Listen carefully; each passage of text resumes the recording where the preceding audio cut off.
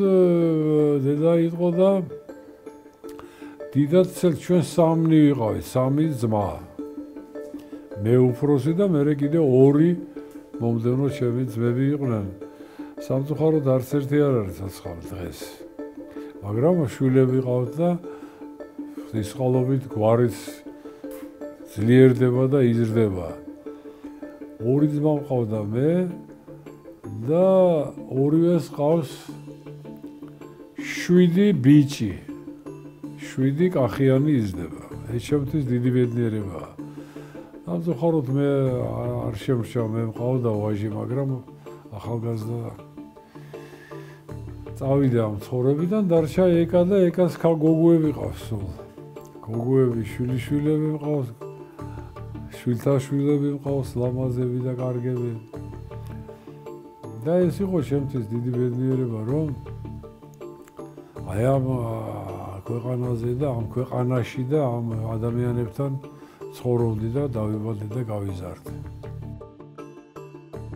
მამა და ბაბუა მე მგონი ცოტა სისუსტეც მაქვს იმაში, რომ კაცრად ვერ ვექცევი, ვერც შვილებს ვექცევოდი, ვერც შვილიშვილებს და ვერც შვილთაშვილებს მით უმეტეს.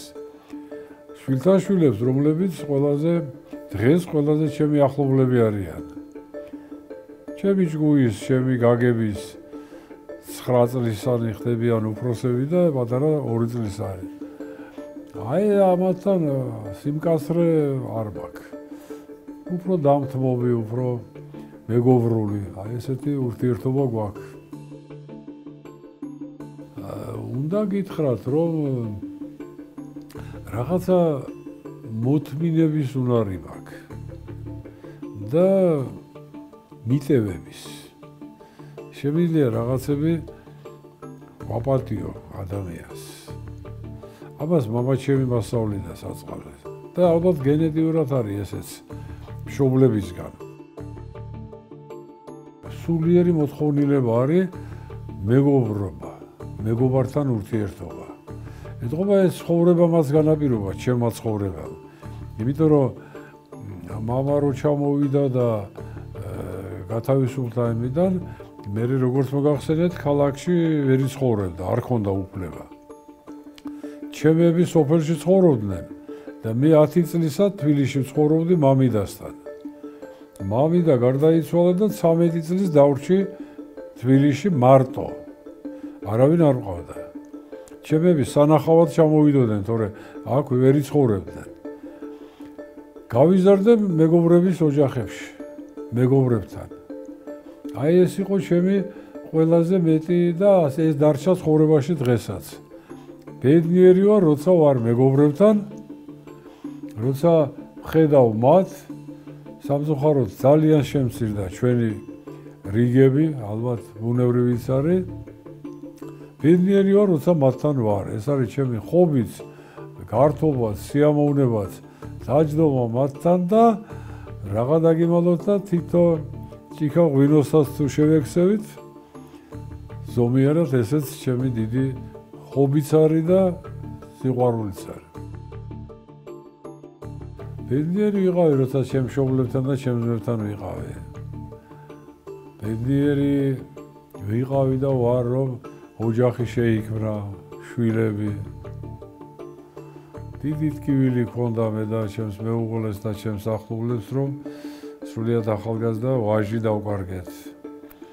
სამაგიეროდ ეკა გამრავლდა და ეკას 3 ქალიშვილი ყავს და უკვე 3 შვილიშვილი ყავს და აი ოჯახის ურთიერთობა და ოჯახთან ყოფნა იყო და არის ჩემთვის ყველაზე ძვირფასი დროც და სიცოცხლეც ეს არის და აზრიც ჩემი ცხოვრებისა ეს არის მე მგონი.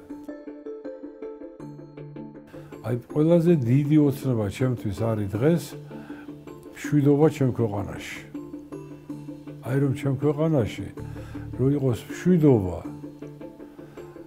და ამ ხალხს, ამ მართლა ნიჭიერ ხალხს, ქართველ ხალხს მიეცეს საშუალება თავისი ნიჭიერების, ენერგიის, სიკეთის, სიმშვენიერის წარმოჩენის. დრო შეიძლება ბევრიც ჰქონდეს, მაგრამ იმ დროს შენ არ იყო მზად იმ დროსთვის.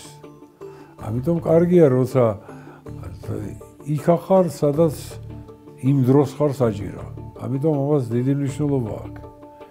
იმ დროზე რომ მიხვიდე, სადაც შეგიძლია რაღაცა გააკეთო და ვიღაცას რაღაცაში გამოვადგე. ნუ წარმატებისთვის რა საკვირველია? ეხლა ვთქვით ჩვენ რომ იმ დროს იყო იქ. შრომა აუცილებლად. და თუ ცოტა უფალმა ნიჭიერებას მოგცა, ხოთლად კარგი. მაგრამ აი ამ სამი ფაქტორის გარეშე მაინც ძნელია. მარტო ნიჭიერებაც არ ყოფნის. თუ შრომა არ არის. და თუ დროზე არ აღმოჩნდი იქ, სადაც საჭიროა.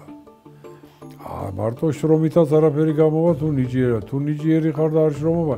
ასე რომ არის რამდენიმე კომპონენტი, რომელიც ერთობაში არის წარმატების მიღწევის საშუალება. ყველაზე დიდი მიღწევა ის არის ჩემო ძვირფასო, რაც დღეს გამაჩნია. რომ ერთი ჩვეულებრივი ნორმალური ოჯახის მამა ვარ. და მამა კი არა, ბაბუას კი არა, დიდი ბაბუა ვარ. ეს არის ყველაზე დიდი მიღწევა ჩემი.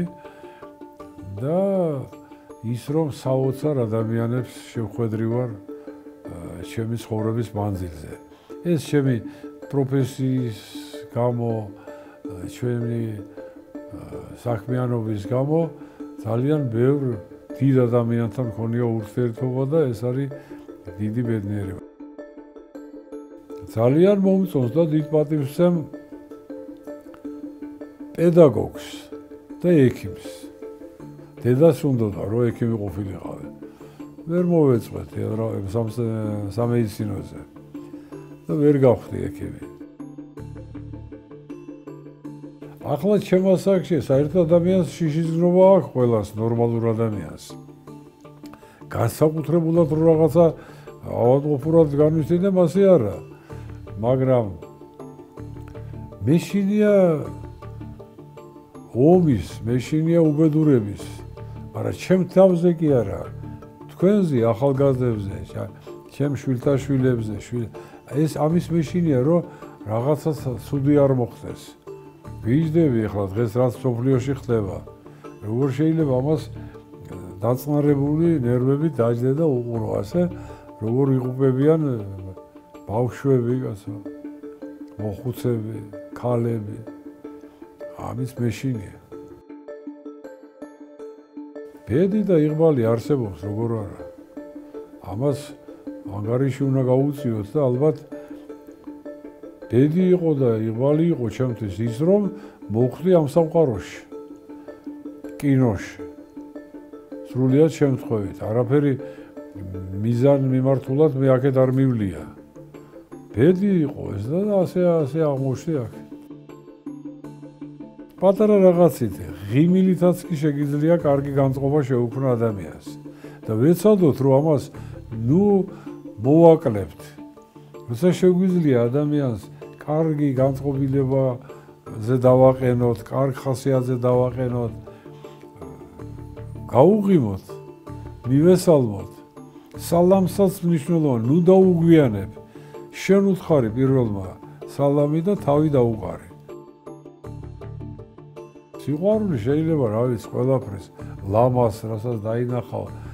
ეხლა გაზაფხულია, მართალია ცოტა ცუდი გამინდები გვაქვს, ცივი, მაგრამ აი ცოტა ხნის მერე რომ მობრძანდები ჩემთან, ნახეთ რამდენი ყვავილია ეზოში. სიყვარული მიყვარს ამას, რასაც ხედავ და მიხარია და კი არაფერია, მაგრამ აი თითო ყვავილის დარგვაც ჩემთვის სასიამოვნო და სასიყვარულოა. პატარა რაღაცა შეიძლება სიყვარულის გამოხატვა.